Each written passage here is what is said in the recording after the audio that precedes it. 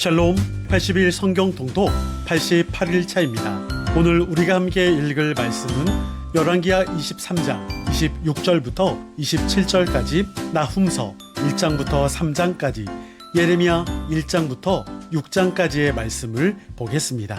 열왕기하 23장 26절과 27절에서 하나님은 남유다를 향한 진노를 돌이키지 않으셨습니다. 북이스라엘을 멸망시켰던 것처럼 남유다를 심판하겠다 말씀하십니다. 심지어 성전마저도 버리겠다 하십니다. 주전 8세기 북이스라엘의 멸망 전에 아모스, 호세아, 요나 선지자가 사역했던 것과 동일하게 주전 7세기에 남유다의 멸망이 임박한 시점에서는 나훔, 스바냐, 하박국 선지자들과 같은 그러한 사람들이 강력한 경고의 메시지를 전했습니다. 나훔은 니느웨 곧 아수르를 향한 심판의 메시지로 모든 불의에 대하여 보복하시는 하나님에 대해 묘사했습니다. 150년 전 요나의 선포를 들었을 때 니느웨 사람들은 회개했고, 그래서 하나님께서는 니느웨를 향한 심판을 유보하셨지만 그들은 다시 교만해져서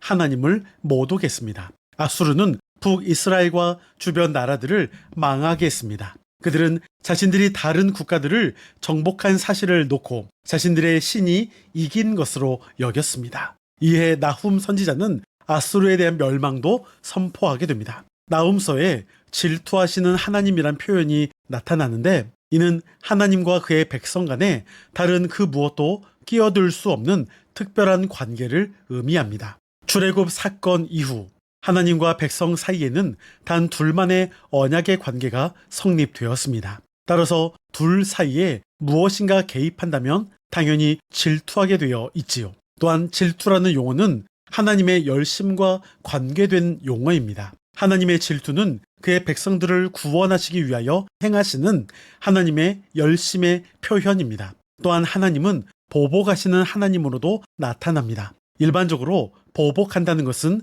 부정적인 의미로 받아들여집니다. 그러나 하나님의 보복은 구속사적인 관점에서 하나님의 거룩함과 정의를 나타내는 의미로 이해해야 합니다. 더 나아가 하나님은 진노하시는 분으로도 표현되고 있습니다. 특히 하나님의 진노는 하나님을 대적하는 자들에게 임하고 있음을 볼 수가 있습니다. 본문에서는 1차적으로 아수르를 가리킵니다. 나훔은 야만적으로 주변의 민족들을 학대했던 아수르 제국을 이곳 저곳에서 닥치는 대로 사냥하는 사자에 비유하고 있습니다. 결론적으로 아무리 강력한 세상의 권세라 할지라도 그들이 도덕 윤리적으로 문제가 있다면 하나님께서 반드시 그들을 심판하신다는 것이죠. 나훔 선지자가 아수르의 멸망을 예언할 때 그들을 괴롭히던 니느웨가 완전히 망하고 다시는 이 땅에서 일어나서 너희를 괴롭게 하는 날이 없을 것이라는 메시지를 전했으니까 나훔이라는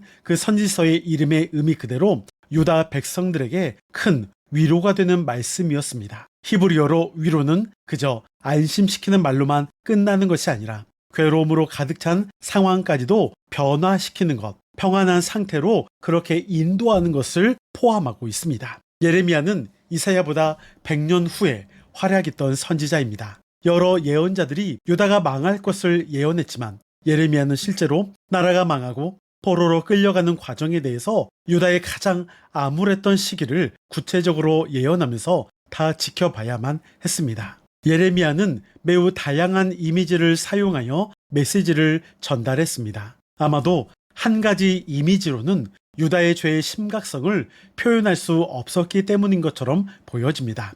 예레미야가 사용한 각각의 상징은 하나님께 충실하지 않았던 다른 면을 묘사하고 있습니다. 하나님께서는 언약을 맺으시고 그 언약에 신실하셨지만 유다는 예레미야가 다양한 이미지를 사용하여 선포했던 대로 그 언약을 깨트리고 이방의 우상을 섬겼습니다. 한 가지 중요한 것은 다른 예언자들은 선택에 대해서 예언했습니다. 그런데 예레미야만은 하나님의 말씀이 집행된다라고 선언했습니다. 선택의 시간은 끝난 것이죠. 여러분, 되돌릴 수 없는 시간이 오게 됩니다. 반드시 오게 됩니다. 이것이 예레미야를 통해서 하나님이 우리에게 주시는 교훈이자 경고임을 알기를 소망합니다. 이제 내용을 기억하면서 열왕기하 23장 26절과 27절, 나훔서 1장부터 3장까지, 그리고 예레미야서 1장부터 6장까지의 말씀을 들으시겠습니다.